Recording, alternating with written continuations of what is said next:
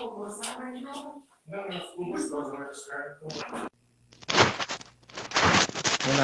Opa, boa boa tarde, tarde. tudo bem? Tá ouvindo bem? Tá me ouvindo? Agora sim. Tô, te ouço bem. Te ouço bem, te ouço bem. Tudo certo aí, por aí? Tudo bem com você? Bem, graças a Deus. Muito frio por aí hoje, não? Pouquinho. Deu uma esfriada aqui também, de repente. Achei que fosse fazer um sol hoje pra Verdade. sair na rua, só que não, né? Mudamos de cenário hoje. Pois é, os dois. Você tava com cenário grená, era com cenário azul e eu tava no branco ali, vim pra um cenário diferente. A gente vai testando as opções da casa, vai mudando até pra variar na quarentena, né? Pra quarentena não ficar meio Exato, as monótono, a gente possibilidades que a gente tem. vai, já que a gente não pode sair pra fazer muita coisa de casa, então a gente vai mudando por aqui dentro mesmo. É o que tem pra hoje. Tem pra hoje. Boa tarde, Mais disso pessoal. tem pra hoje aí a Marilena entrando, a Lúcia, a Amanda. Lúcia, acho que ela tá aí com você, não tá? Oi? Dona Lúcia, acho que tá aí com você, né? Tá. Tá, Tá em outro aqui. cômodo, mas tá. No outro ponto, tá no outro. Muito bom. Bom, então a gente vai dar sequência hoje na meditação sobre o livro A Vida de Cristo, né? Vida de Cristo do Fulton Sheen. Para quem não acompanha as outras lives, é esse livro aqui, ele tá ao contrário, mas dá para você ver que é o livro Vida de Cristo do Fulton Sheen, da editora Petra. Ele é feito em 2 volumes e a gente está meditando a cada live alguns capítulos desse livro. Alguns capítulos sequencialmente da Vida de Cristo por Fulton Sheen. Fulton começou a sua meditação pelo Evangelho de João e hoje ele vai seguir nesses capítulos 9, 10 e 11 que a gente vai ver hoje. O primeiro anúncio da paixão, a escolha dos 12 e as bem-aventuranças. Ele vai hoje mergulhar um pouquinho por outros evangelhos que ele até então não tinha comentado, não tinha entrado, né? Ele tinha se baseado muito no Evangelho de João. Então agora ele vai começar a dar um pouco de gostinho de outros evangelhos pra gente, para a gente mergulhar ainda mais nos mistérios da vida de Cristo. Então, para a gente começar essa live, começamos então com oração, em nome do Pai, do Filho e do Espírito Santo. Amém. Ave Maria, cheia de graça, o Senhor é convosco. Bendita sois vós entre as mulheres, e bendito é o fruto do vosso ventre, Jesus. Santa Maria, Mãe de Deus, rogai por nós, os pecadores, agora e na hora de nossa morte. Amém. Amém. Ó Maria concebida sem pecado, Rogai por nós que recorremos a vós.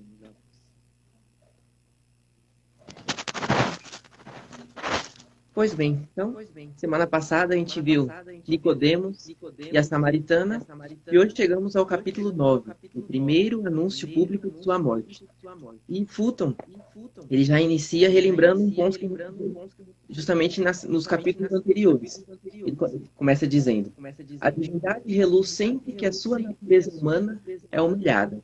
Ele lembra que toda vez que Jesus anuncia a sua glória, juntamente ele anuncia também a sua humilhação, a sua perseguição, tudo aquilo que vai culminar na cruz. Então, essas duas coisas andam juntas, dizendo que a cruz é a condição para a sua glória. E aí Fulton vai relembrar, então, toda a trajetória da vida de Jesus nessa perspectiva, começando no estábulo, onde Jesus não havia um lugar mais digno para nascer, porém, ali haviam anjos que anunciavam, Inner Chelsea Deus, glória a Deus nas alturas.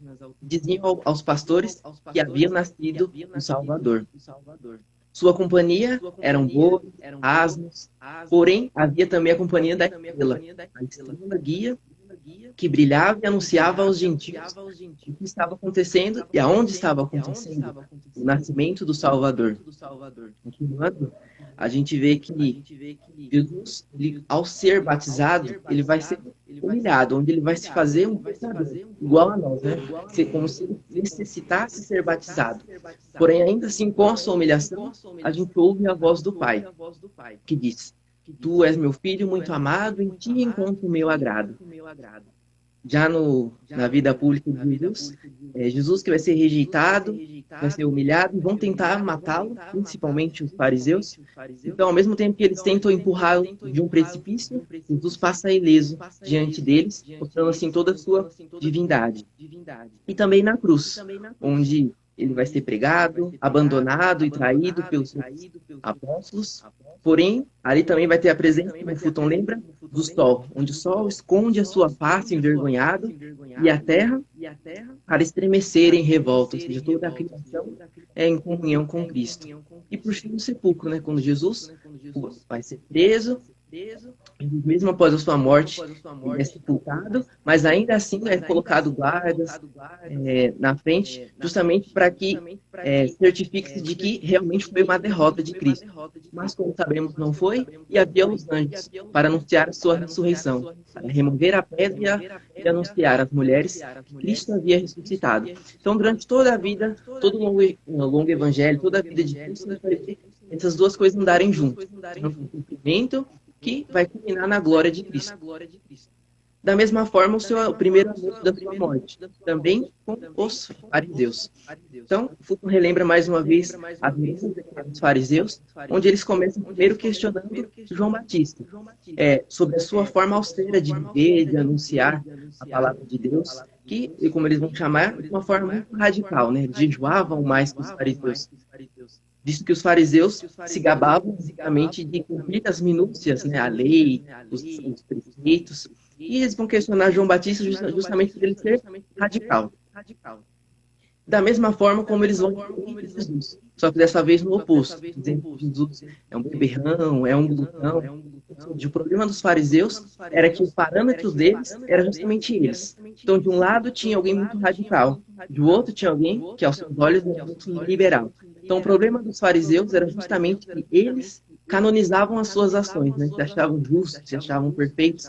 E por isso eles mesmos se impediam de reconhecerem João o precursor do Messias e reconhecerem Jesus o próprio Deus.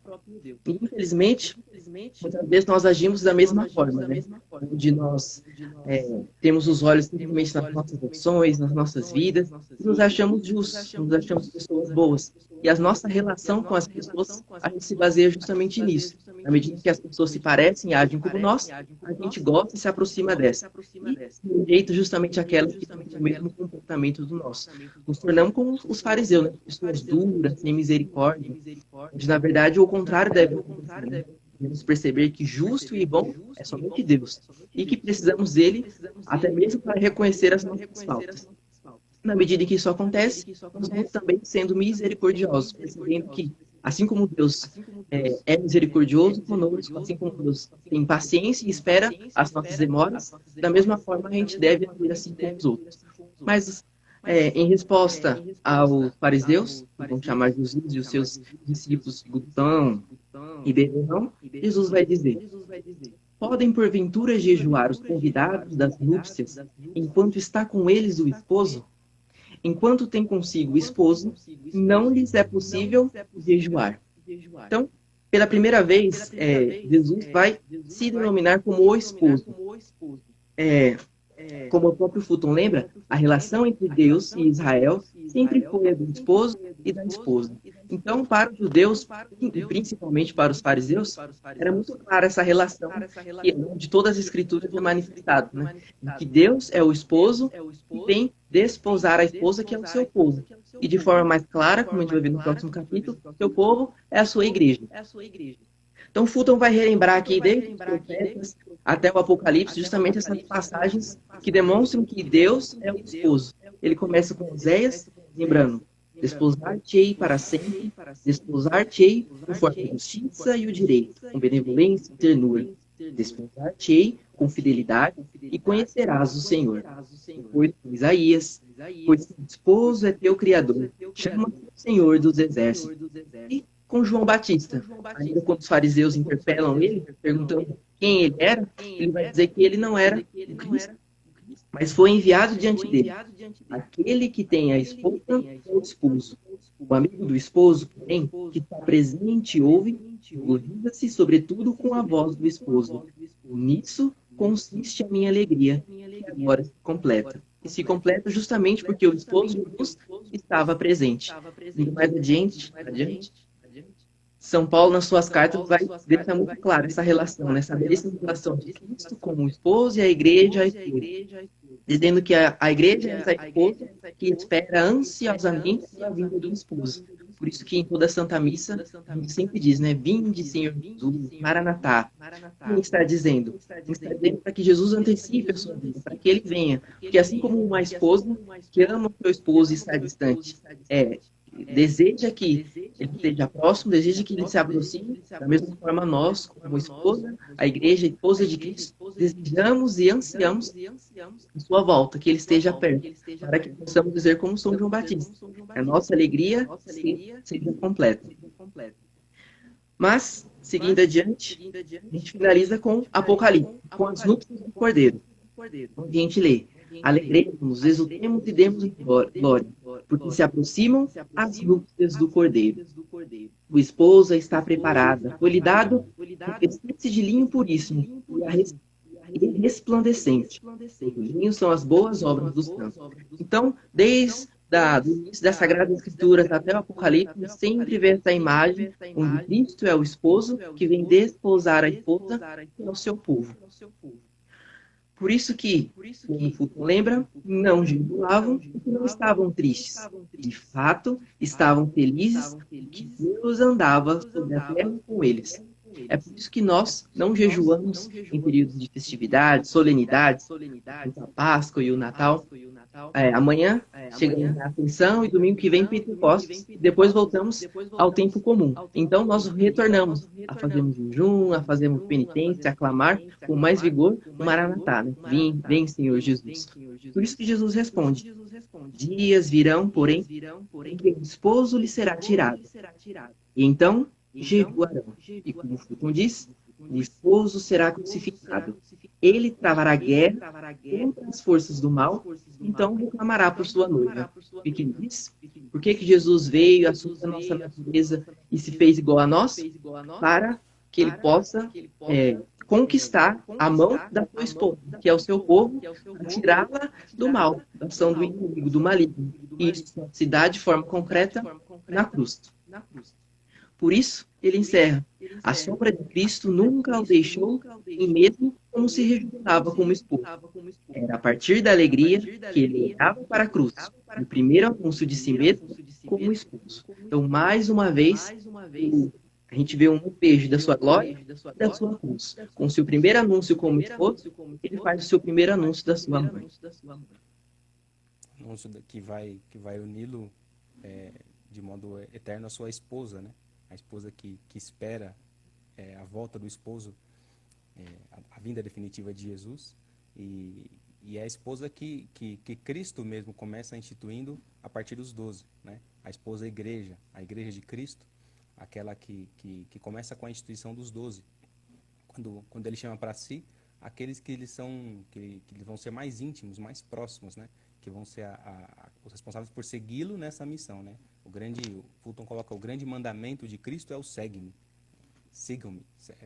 Tomem a cruz e sigam-me, né? Façam aquilo que eu fiz. Então Jesus que ao assumir a natureza humana ensina, redime e santifica a natureza humana por meio de outras naturezas humanas que ele quer manter o seu ministério, que ele quer perpetuar o seu ministério.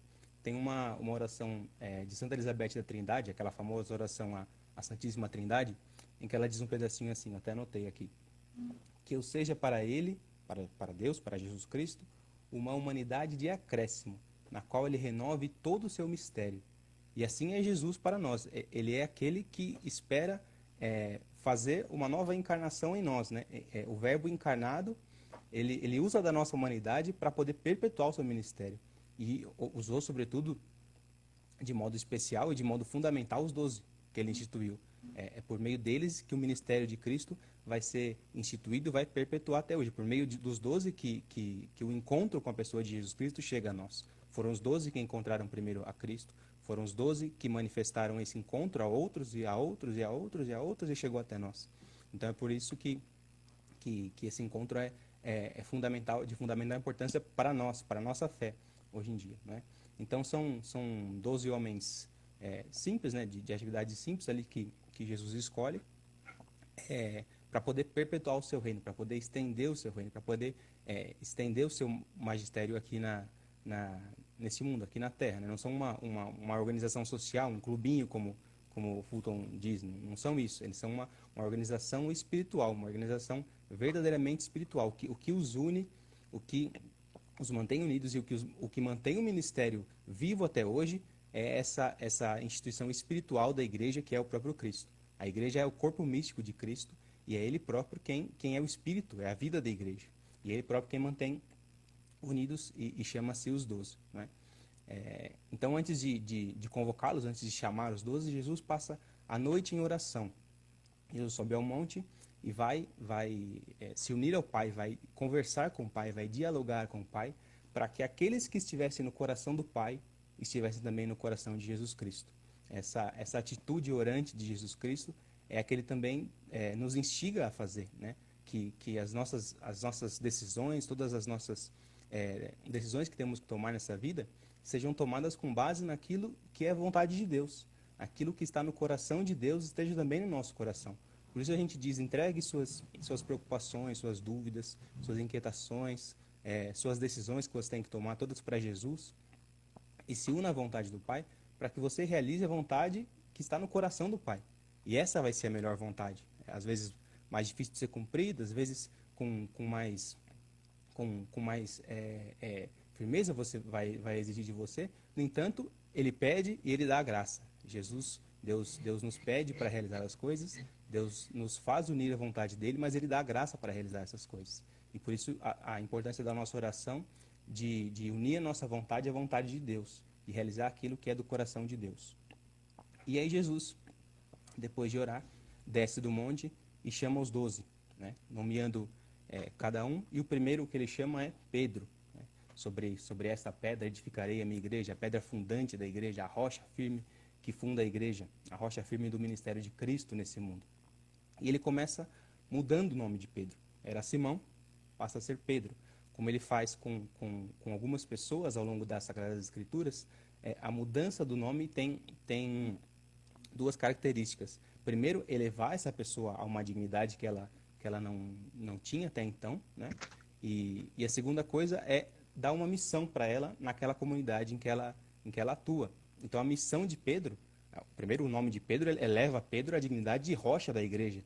E segundo, passa-se a missão de Pedro, o pescador de homens, a rocha da igreja. Sobre esta pedra edificarei a minha igreja. Sobre Pedro, apóstolo, a igreja foi edificada. E nós temos os sucessores de Pedro até hoje, nos papas, né? No mais atual sucessor de Pedro, o Papa Francisco. E então é em Pedro que a igreja vai ser, sobretudo, fundada, instituída, a verdadeira igreja de Cristo. E toda vez que Jesus... Fulton comenta uma passagem bacana que toda vez que Jesus chama a Pedro, depois de já ter mudado o nome dele, de Simão, é relembrando da natureza não regenerada de Pedro. Então, aquilo que ainda falta a Pedro entregar a Jesus, aquilo que ainda falta a Pedro redimir e converter-se, é salientado por Jesus quando ele chama ele de Simão. Quando por exemplo, Pedro dorme no Jardim das Oliveiras, que Jesus diz, não podeis vigiar comigo nem por uma hora, e ele diz para Pedro, Simão, tu dormes? Né? Relembrando a ele, não aprendeu ainda a se unir a mim totalmente, então relembra aquilo que era antes dele ser totalmente modificado por Jesus, totalmente transformado por Jesus Cristo. E essas mudanças são características da presença de Cristo na vida de Pedro. Né? O que tem de conversão, o que tem de mudança na vida de Pedro é a ação de Cristo. Pedro tem diversas características que, se a gente for falar, pode parecer que alguém fala, nossa, como essa pessoa vai ser o primeiro papa da igreja, né? Alguém impulsivo ao extremo, né? Prepotente a ponto de dizer, eu não vou te renegar, Senhor, eu sou o único que não vai te renegar. Né? Então, ele tem umas características que você olha e fala, ele parece um ser meio de impulso, né? Assim. No entanto, ele é corajoso, ele tem liderança, demonstra várias vezes isso ao longo das Sagradas Escrituras, e é pelo poder de Cristo que ele é transformado, né? Mostrando que as nossas inclinações, as tendências que nós temos de temperamento, de nascença, de características pessoais, não são abandonadas por Cristo, mas são usadas a partir disso que Cristo usa para poder nos transformar e nos elevar, né? Como fez com Pedro. E aí eu me lembrei de uma outra oração de um outro grande santo, de São João da Cruz, a canção da alma enamorada, em que ele diz assim: Senhor Deus amado meu, se ainda te recordas dos meus pecados, para não fazeres o que ando pedindo, faze neles, Deus meu, a tua vontade, pois é o que mais quero. E aí vem o ponto fundamental. E exerce neles a tua bondade e misericórdia, e serás neles conhecidos. Ou seja, aproveita das minhas falhas, aproveita dos meus pecados, aproveita dos meus erros, das minhas tendências, das minhas paixões desordenadas, e derrama a tua bondade e misericórdia neles e faz deles conhecido tu. Não a nós, Senhor, como diz o Salmo, mas tornas tu mesmo conhecido, né? Aproveita do que eu ofereço a Deus, são as minhas falhas, os meus erros, para que Ele se manifeste a bondade, a misericórdia de Deus, e aí transforme. E aí pega Pedro e transforma nessa rocha que mantém a igreja até hoje. Bem, depois de Pedro, então, Jesus escolhe o irmão de Pedro, André, que também é pescador, será pescador de homens após a instituição do seu ministério como apóstolo de Cristo. Ele que era amigo de João Batista e quando encontrou aquele de quem João Batista falava, encontrou Jesus, ele vai correndo e conta imediatamente a Pedro, seu irmão. E Fulton coloca André como um apresentador. É aquele quem, vendo a Cristo, apresenta a Pedro. Aquele quem vem do menininho com 5 pães e 2 peixes, apresenta Jesus. É aquele quem apresenta Jesus aos gentios mais tarde. Então, diferentemente de Pedro, ele é um pouco mais calado, mais contido ao longo das Sagradas Escrituras, mas ele apresenta a Cristo. Ele tem um encontro com Cristo e apresenta as realidades a Cristo e apresenta Cristo aos outros. Apresenta Cristo aos gentios, como também Paulo vai fazer mais adiante, mas essas são características de André. Outra coisa que também cabe a André é a humildade e o bastar o encontro com Cristo. Porque André é irmão de Pedro, Pedro é a rocha da igreja, Pedro junto com Tiago e João são os 3 que acompanham Jesus em momentos decisivos da vida de Cristo, momentos grandiosos da vida de Jesus Cristo. No entanto, André podia ficar com certa inveja, com certo ciúme de Pedro, e falar, poxa, eu sou irmão dele, eu tinha que estar junto com ele. Mas não, para ele o encontro com Cristo basta. Não importa o que Jesus vai realizar na vida do outro, não importa o que Deus faz na vida de outras pessoas, o que importa é o seu encontro pessoal com Cristo. Aquilo que Cristo transforma na sua vida, aquilo que é de substância e fundamental importância para a sua vida na união com Deus, na união com Jesus Cristo. Então, pouco importa se chamou Pedro para tal coisa, João para outra coisa, Tiago para tal coisa. O que importa para André é o encontro pessoal dele com Cristo, aquilo que transforma a vida dele. Assim como para nós também deve ser de fundamental importância na nossa vida, o nosso encontro com Cristo, independente do que Jesus faça em outras realidades. Ah, mas aquilo lá, Jesus fez aquilo para outro, eu quero que ele faça o mesmo para mim. Não.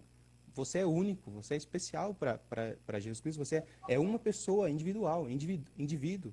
Então, é um encontro pessoal e único de Cristo com cada um de nós.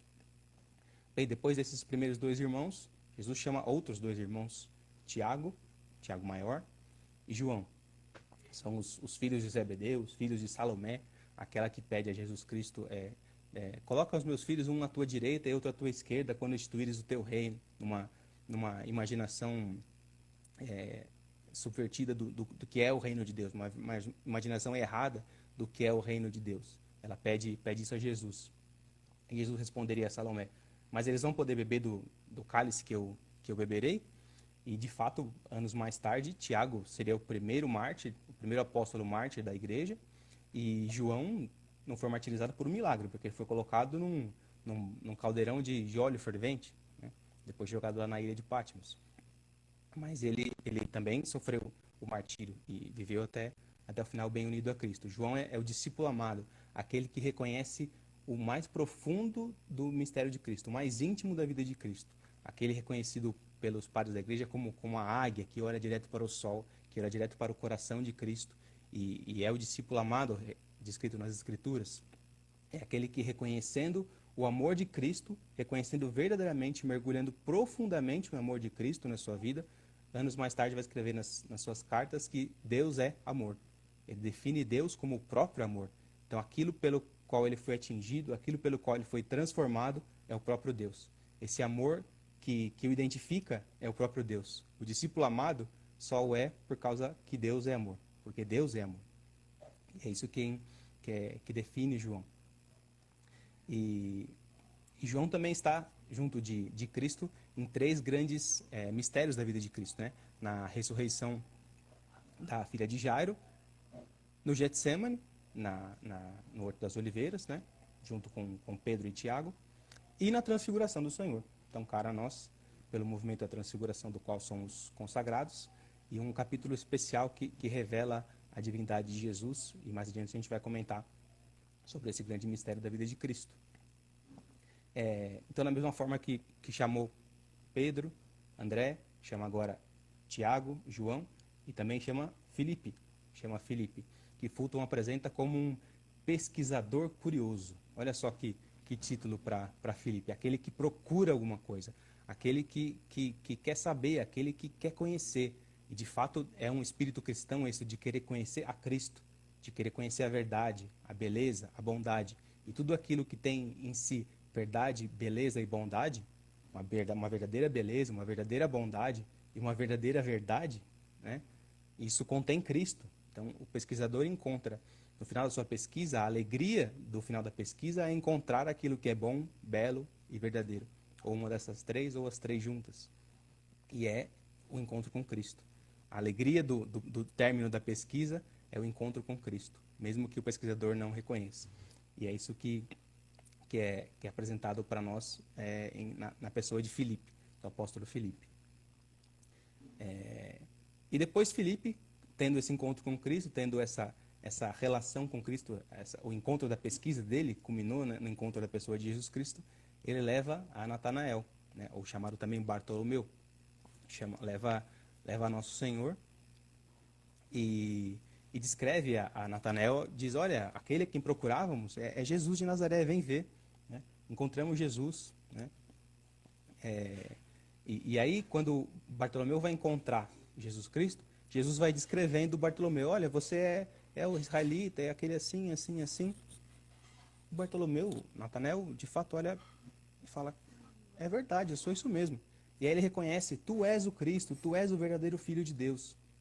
Mostrando que quando a gente encontra Cristo de verdade, quando a gente encontra e tem um relacionamento pessoal com Jesus Cristo, a gente vai também se conhecendo melhor. Cristo vai revelando a nós quem nós de fato somos. Não aquilo que pensam de nós, aquilo que nós pensamos de nós, aquilo que nossas desordens internas acham que nós somos, mas ele nos revela quem nós de fato, de verdade somos. Então esse encontro com Cristo, sobretudo pela Lexio Divina, como fazemos aqui, pela participação nos sacramentos, vai revelando pouco a pouco quem é Cristo e quem somos nós. E é à medida em que vamos conhecendo mais a Cristo e mais a nós, vamos reconhecendo mais e mais que Ele é o verdadeiro Filho de Deus. Ele é o próprio Cristo, como reconheceu Bartolomeu.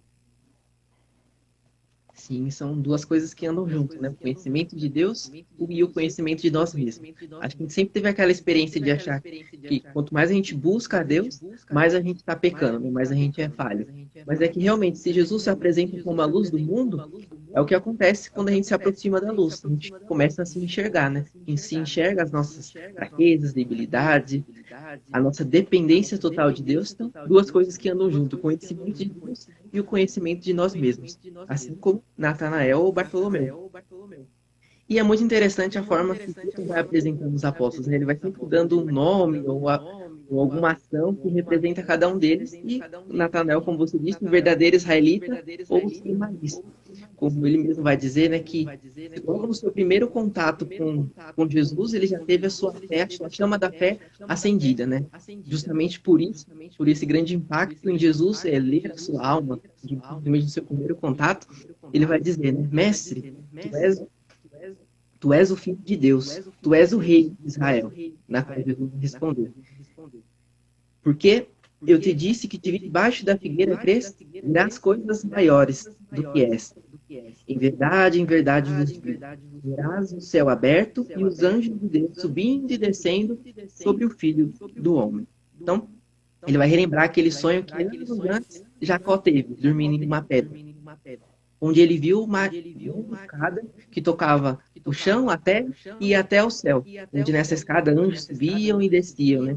Jesus está agora dizendo para Natanael que ele verá essa escada, que é o próprio Jesus, né? O mediador do céu e da terra, aquele pelo qual os anjos podem subir e levar os nossos pedidos a Deus e descer com as graças. Jesus é esse mediador. E Jesus de Filho de Deus. Natanael chama ele de Filho de Deus, e Jesus se institui como Filho do Homem. Como o Fulton vai dizer, Filho de Deus porque é eternamente divino, e Filho do Homem porque está relacionado humildemente a toda a humanidade. É 100% Deus e 100% homem, uma pessoa com duas naturezas, realmente o Filho de Deus e o Filho do Homem. Mais adiante, então, próximo, Mateus, o Levi ou o publicano, que teve um encontro semelhante ao de Natanael, né? Logo no seu primeiro encontro com Jesus, a sua submissão foi imediata. Relembrando, partindo dali, Jesus viu um homem chamado Mateus, que estava sentado no posto do pagamento das taxas. Disse, segue-me. O homem levantou e seguiu. Então, esse grande encontro de Mateus que deu com Jesus também ocorre conosco, né? Jesus todos os dias diz para nós, segue-me. E que a gente possa, ao olhar Mateus e a vida dele, a gente vai comentar, que a gente também perceba que essa grande ação também é possível na nossa vida. Essa submissão imediata, a gente largar tudo e se entregar, seguir a Jesus. Como a gente vê com Mateus. Como a gente lê no próprio Evangelho, ele era aquele que cobrava os impostos e reportava aos romanos. E se já era muito ruim para os judeus terem que pagar imposto no povo estrangeiro, para os romanos, pior ainda era pagar para um povo que o consideravam, por isso, justamente um traidor, um homem desprezível. É por isso que depois da sua conversão, ele vai se tornar um verdadeiro patriota, amante da sua nação, da sua história. Diz que em todo o seu evangelho, de Mateus, ele vai sempre recorrer a profetas, como Isaías, Jeremias, Miqueias, Davi, Daniel, de modo muito mais específico, ele vai apresentar Jesus como sendo o novo Moisés, aquele que veio nos libertar, não da escravidão do Egito, é da escravidão, do pecado e da morte. E como conclui Fulton de todo o seu evangelho, Mateus, esta é a glória de Israel, esta é a nossa esperança, geramos o Filho de Deus vivo, demos ao mundo o Messias. Então Mateus, que era o traidor da sua pátria, vai se tornar um autêntico patriota, né? Remostrando e identificando toda a história do seu povo, que aponta e conclui em Jesus.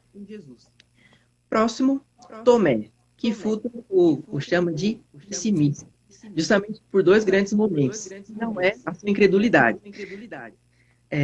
O primeiro momento é na Santa Ceia, quando Tomé diz que ele gostaria de acreditar, mas ele não conseguia. Ele queria entrar no mistério de Cristo, mas ainda não conseguia.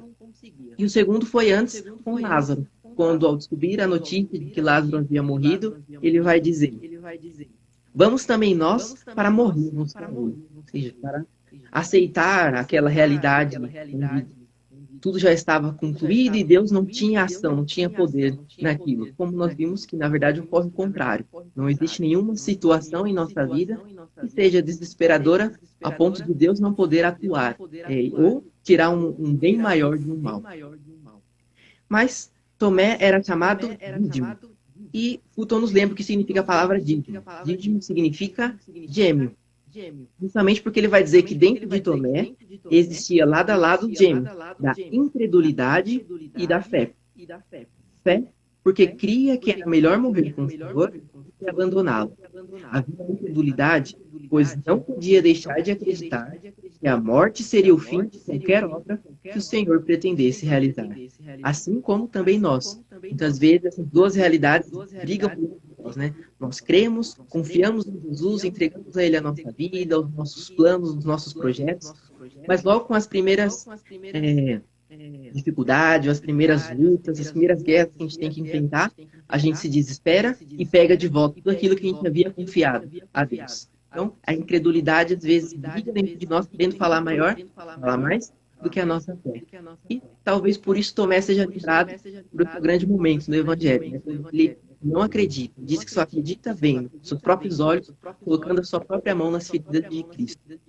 Só que seríamos injustos se dessemos a ele esse título de incrédulo, se nós não lembrássemos que os outros apóstolos também tiveram seu momento de incredulidade. Como o Fulton vai definir, né? Que cada apóstolo teve o seu nível de incredulidade. Uns criam menos e outros menos ainda. Porque eles não acreditaram quando as mulheres falaram que Cristo havia ressuscitado.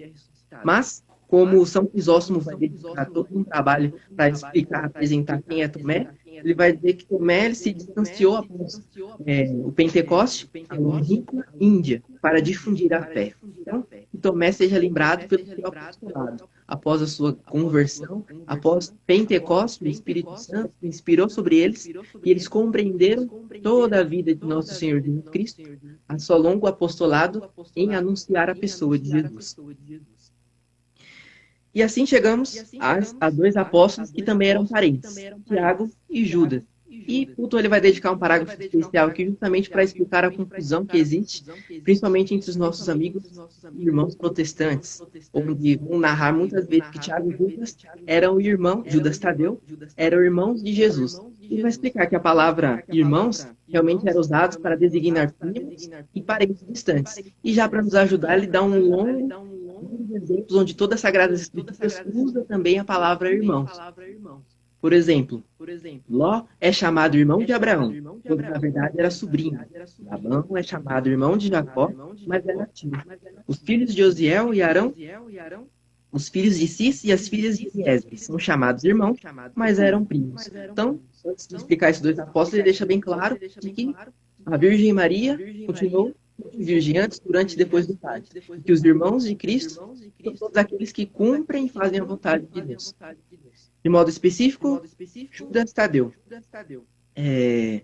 Glorioso apóstolo, servo e amigo de Jesus, o nome do traidor foi causa de esquecido por muitos, mas a igreja honra universalmente como patrono dos casos desesperados. Como devoto de São Tadeu e desde pequeno frequentando a capela São Judas, não posso deixar de honrar São Judas, né, com seu hino e a sua oração, que é belíssima. Mas Judas é conhecido por 3 nomes, como Fulton lembra, né? O não Iscariotes, o irmão de Tiago ou o irmão de Jesus, o primo irmão. E o grande momento de Judas vai ser justamente a pergunta que ele faz a Jesus. Ele vai perguntar: Senhor, por que razão has de manifestar-te a nós e não ao mundo? Na qual a resposta de Jesus, que interpreta, é: quando o nosso amor responsivo se de obediência, então Deus faz morada em nós. O que me faz lembrar o que, como Santo Agostinho, ele define a oração. Não é oração, senão desejo. Desejo de unir a nossa vontade à vontade de Deus. E quando isso acontece, Deus se revela a nós. Nós nos tornamos próximos a Ele. E a tal ponto que Judas, compreendendo isso, também depois do seu encontro em Pentecoste, ele vai escrever a sua epístola. Como Fulton vai descrever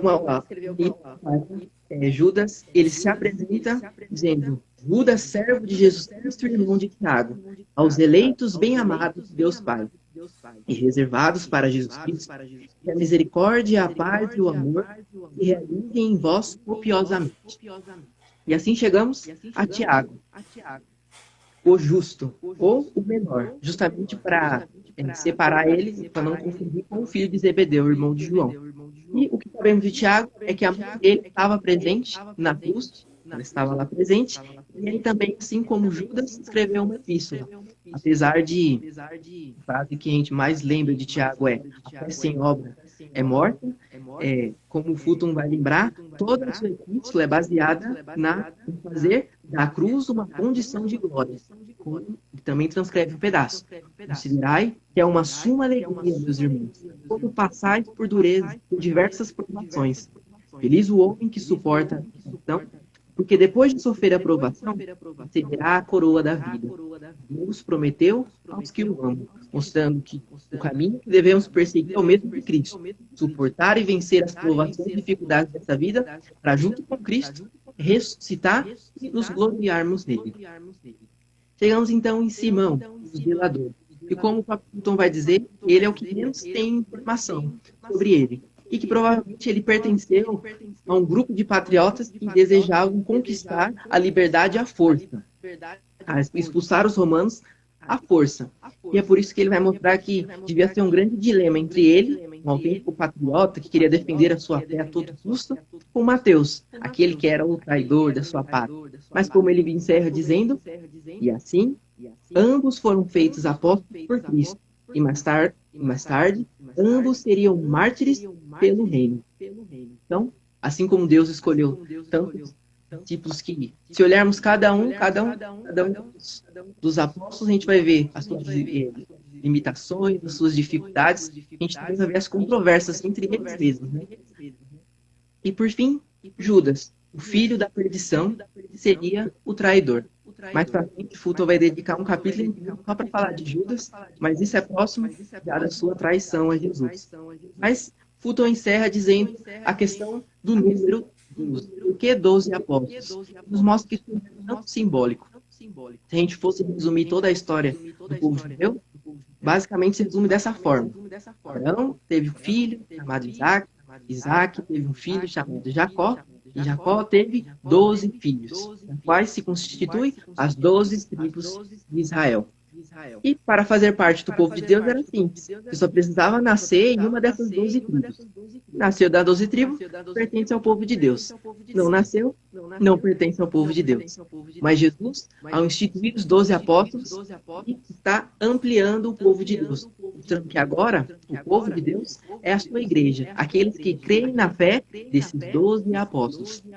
E é por isso que a gente vê que a igreja é um desejo do Pai, onde Jesus, como você iniciou dizendo, Everton, Jesus escuta na sua oração a vontade do Pai de escolher os 12 apóstolos e dar continuidade à sua missão. Amanhã nós celebramos a ascensão do nosso Senhor aos céus. Ele sobe não para nos abandonar, mas para nos preparar um lugar, para nos enviar o Espírito Santo. E assim, Jesus escolhe os 12 apóstolos para continuarem a sua missão aqui na Terra. Porém, como finaliza, eles precisavam aprender, precisavam ser purificados. E a primeira lição seriam as bem-aventuranças. Pois bem, do mesmo modo como em toda a vida de Cristo, Fulton apresenta as bem-aventuranças sob a sombra da cruz de Cristo. A cruz de Cristo produz uma sombra sobre toda a vida de Cristo, como Fulton bem nos apresenta. E ele diz da íntima união, da íntima ligação das bem-aventuranças que foram proclamadas num monte com o Monte Calvário. Um monte não está dissociado do outro. Se no monte Jesus proclama as bem-aventuranças, no outro monte ele as realiza plenamente. Ele planifica as bem-aventuranças e as realiza no Monte Calvário. Aí Fulton apresenta que as bem-aventuranças são caminhos apresentados por Jesus opostos aos caminhos do mundo. Fulton diz que no mundo há certos pressupostos, há certos preceitos que regem a conduta do mundo. Em todas as épocas, em todas as sociedades, existiam certos preceitos, certos comportamentos que regiam o comportamento da humanidade como um todo, de modo geral. E expressa isso em algumas expressões como: você só vive uma vez, né? Tenha dessa vida o maior proveito possível, ninguém vai saber o que você está fazendo, né? Aproveite se você a vida. não aproveite a vida, né? Se você não segue um desses preceitos, se você não leva a vida desse jeito, você acaba se tornando impopular. É o preço pago por não seguir os preceitos que regem a humanidade, né? E Jesus, nas bem-aventuranças, ele pega esses preceitos e leva eles de ponta cabeça, né? Vira eles de ponta cabeça. E eu vou ler o trecho que Fulton comenta das bem-aventuranças de Jesus aqui. Para aqueles que dizem: você não pode ser feliz até que seja rico, ele diz: bem-aventurados os pobres de espírito. Para os que dizem: não deixe que ele saia ileso disso, ele diz: bem-aventurados os pacientes. Para os que dizem: ria e o mundo rirá contigo, ele diz: bem-aventurados os que choram. Para os que dizem: se a natureza lhe deu instintos sexuais, você deve dar-lhes livre expressão, de outro modo ficará frustrado, ele diz: bem-aventurados os puros de coração. Para os que dizem, busque ser popular e bem conhecido, ele diz, bem-aventurados sereis quando vos caluniarem e quando vos perseguirem e disserem falsamente todo o mal contra vós por causa de mim. Para os que dizem, em tempos de paz, prepare-se para a guerra, ele diz, bem-aventurados os mansos. Texto muito bonito da contraposição do que o mundo prega, do que o mundo tem como preceitos e do que Cristo diz como oposição a esses preceitos. Como viver cristamente diante daquilo que o mundo apresenta. E aí Jesus disse que essas falsas expressões que o mundo coloca, essas falsas expressões de felicidade que o mundo coloca, trazem para a gente desordens mentais, desordens internas, infelicidades, falsas esperanças, temores e angústias. Né? De fato, a primeira bem-aventurança que ele coloca bem-aventurados os pobres de espírito, em contraposição ao que o mundo diz, seja rico, corra para a riqueza, corra para o sucesso, ganhe dinheiro, né? Empregue a sua vida nisso. E aí, perceba que à medida em que você vai tendo isso como estilo de vida, como meta, como objetivo da sua vida, vai criando uma angústia interna. Para você fazer um curso que te dê mais dinheiro, para você procurar um emprego que te dê mais dinheiro, para você passar por cima de uma pessoa para conseguir um cargo que te dê mais dinheiro, isso vai gerando internamente uma angústia, uma falsa esperança, é uma infelicidade. A busca dessa falsa felicidade causa internamente uma infelicidade. E é isso que Cristo chama a atenção nas bem-aventuranças. E aí ele segue dizendo que a chave para compreender o que Cristo diz no Sermão da Montanha, após as bem-aventuranças, são duas expressões que Cristo usa. Ouvistes o que foi dito e porém. São duas expressões. Ouvistes o que foi dito e porém. Esse ouvistes o que foi dito, quando Cristo diz isso, ele se refere a tudo que os homens ouviram desde sempre, em várias épocas, de tantos e tantos que quiseram dar discurso, que quiseram reformar eticamente alguma sociedade, de tantas e tantas pessoas que se aproximaram da humanidade e disseram, façam isso, façam aquilo, sejam assim e vocês vão ser felizes.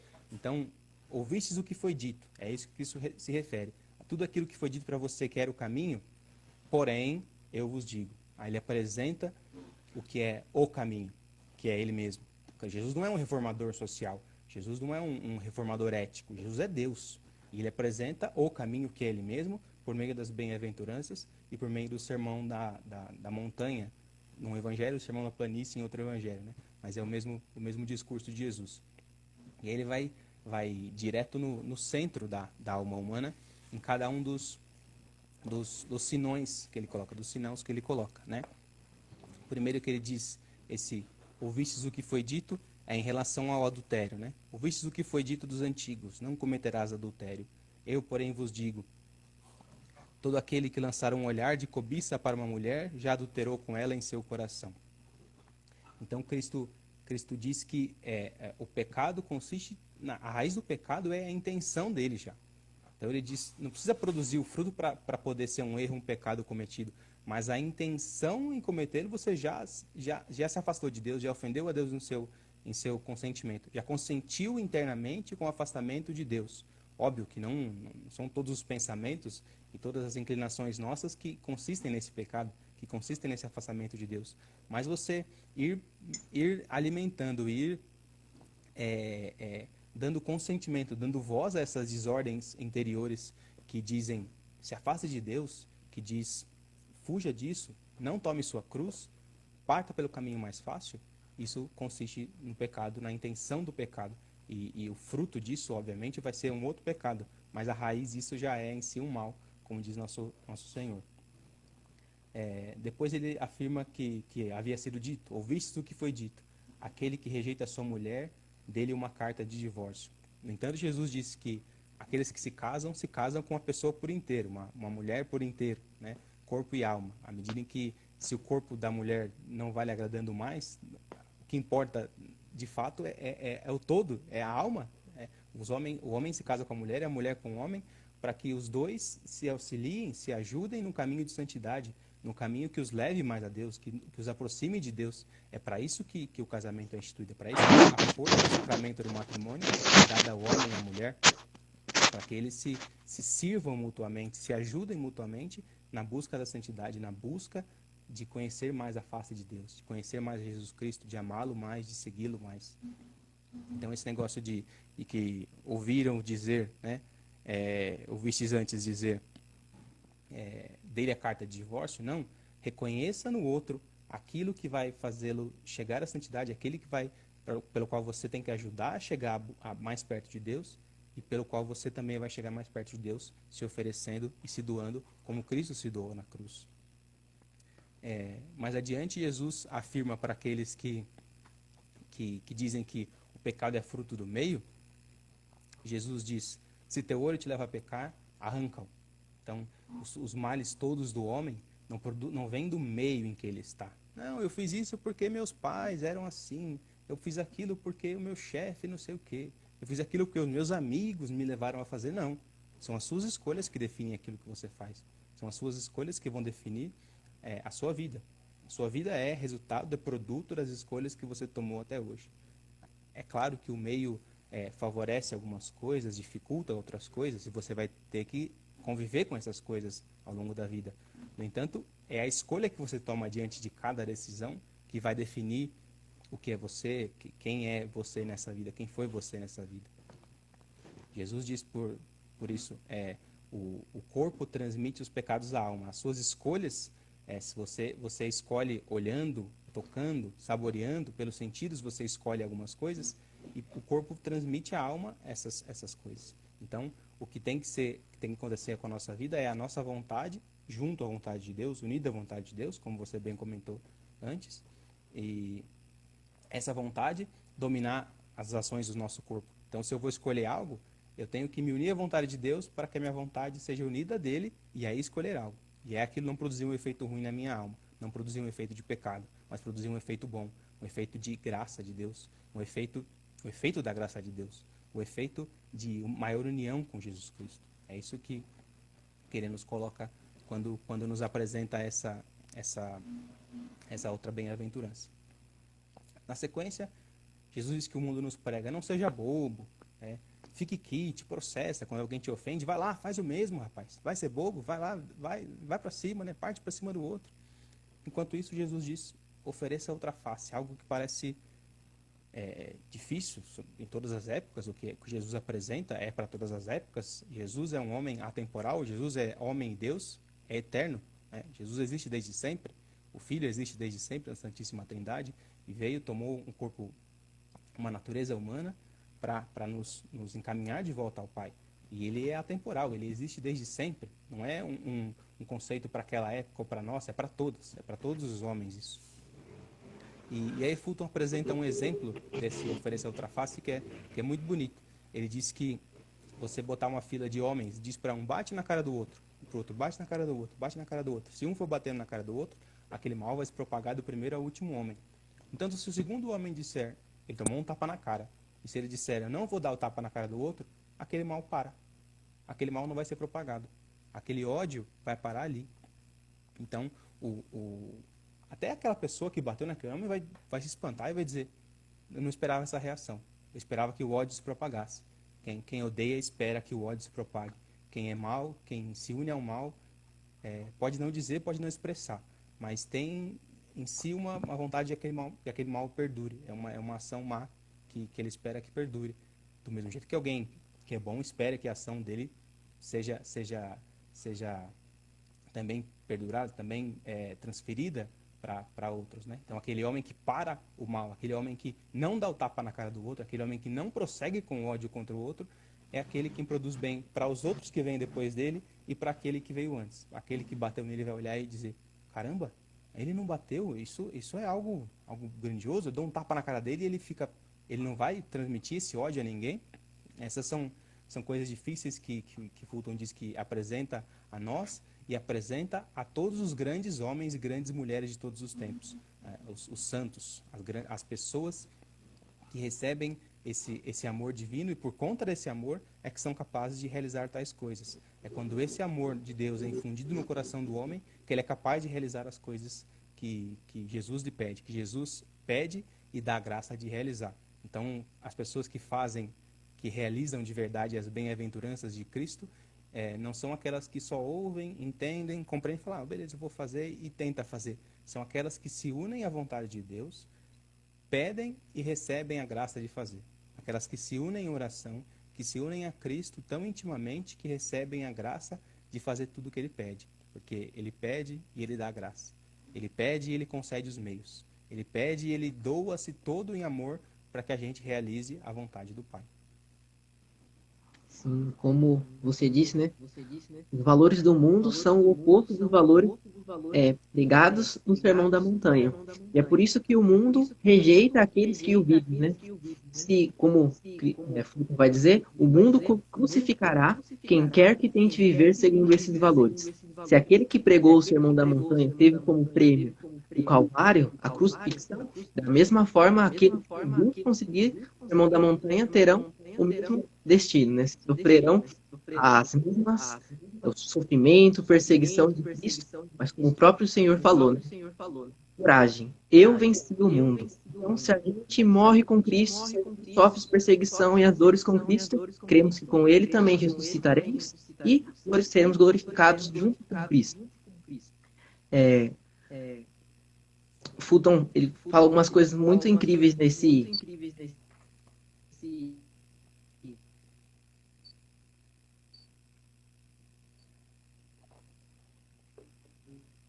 Tiago, acho que travou aqui para mim.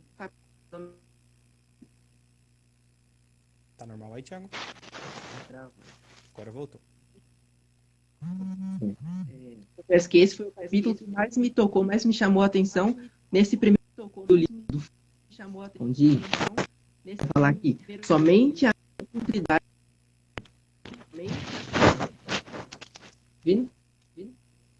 Voltou, travou, agora travou um pouquinho de novo. Voltou? Tá um pouco embaçada aqui. Tá ouvindo bem? Tô ouvindo. Não, tô. Tá meio travado. Quer tentar entrar de novo? Pode ser. Vou fechar a janelinha aqui e você tenta entrar de novo. Probleminha de técnica. A gente resolve para poder concluir essa live sobre a meditação dos capítulos 9, 10 e 11 da vida de Cristo de Fulton Sheen. Tiago voltando.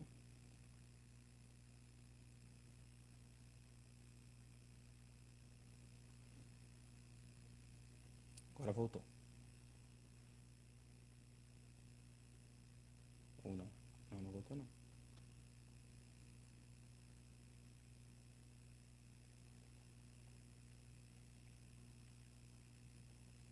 Tá ouvindo, Tiago? Voltou? Tá me ouvindo? Voltou. Tá ouvindo? Tô ouvindo. Então, só para a gente concluir o Sermão da Montanha, então vai dizer, somente a mediocridade que vive. Vai dizer que nesse mundo, quando os valores são opostos ao cristianismo, aquilo que nós procuramos viver, somente aquele que for medíocre não vai ter nenhum problema. E medíocre, a gente pode entender que a gente pode entender... Tá me ouvindo? Tô sim. Tá. A gente pode entender que medíocre realmente é aquele que é o mediano, aquele que vive conforme as leis desse mundo, que não se revolta com as coisas que acontecem, que vive conforme dá, conforme as possibilidades acontecem, que não busca melhorar nem a si mesmo, nem o mundo ao seu redor. Então, somente a esses que o mundo acolhe e abraça, que não terão perseguições, que não vai haver lutas. E assim, Fulton vai concluir com um texto fantástico, que vou transcrever, onde ele vai falar que todas as bem-aventuranças, a consequência delas foi o que aconteceu com Cristo e é o que acontecerá com nós. Então, em um mundo que vive em função do dinheiro, que vive em função do econômico, do lucro, que busca olhar as coisas a partir do lucro, daquilo que traz o lucro para si, Jesus diz, bem-aventurados os pobres de espírito. E qual a consequência disso? Será tão pobre durante a vida que não terá onde repousar a cabeça. Virá o dia em que morrerá sem nada de valor econômico. Na sua última hora, estará tão empobrecido que despirão das próprias vestes e dar-lhe-ão a tumba de um estranho a seu sepultamento, assim como nascera no estranho. Acontece.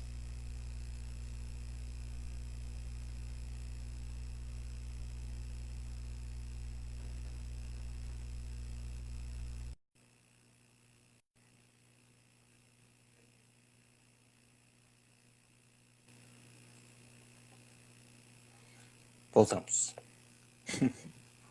Foi. Tá me ouvindo? Tô ouvindo bem.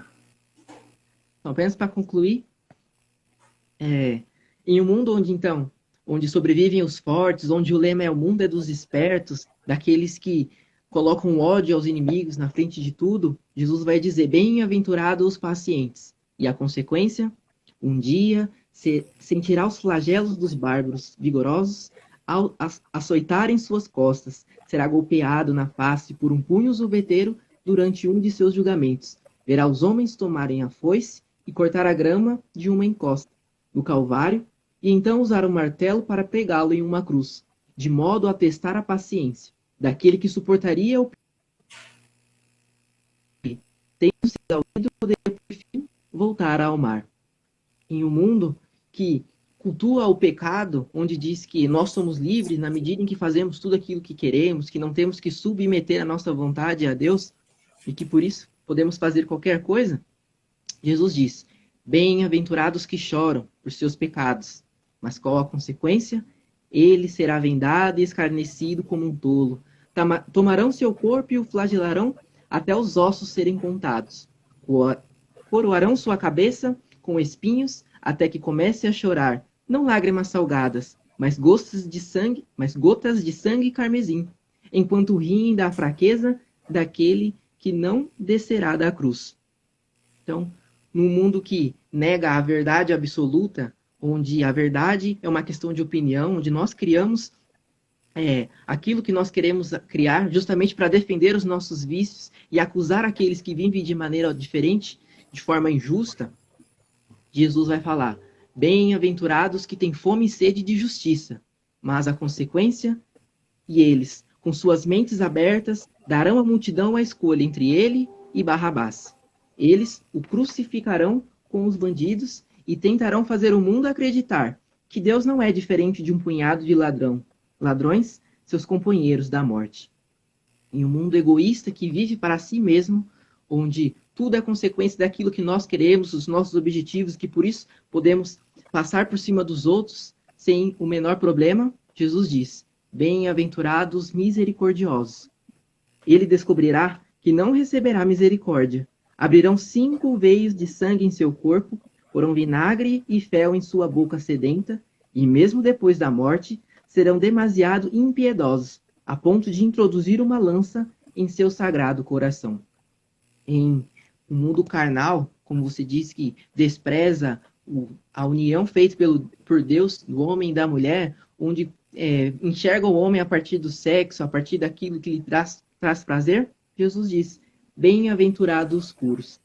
E ele será pendido nu em uma cruz. Será tornado espetáculo aos homens e os anjos na última afirmação insana e solidária de que a pureza é anormal, que as virgens são neuróticas e que a carnalidade é o correto.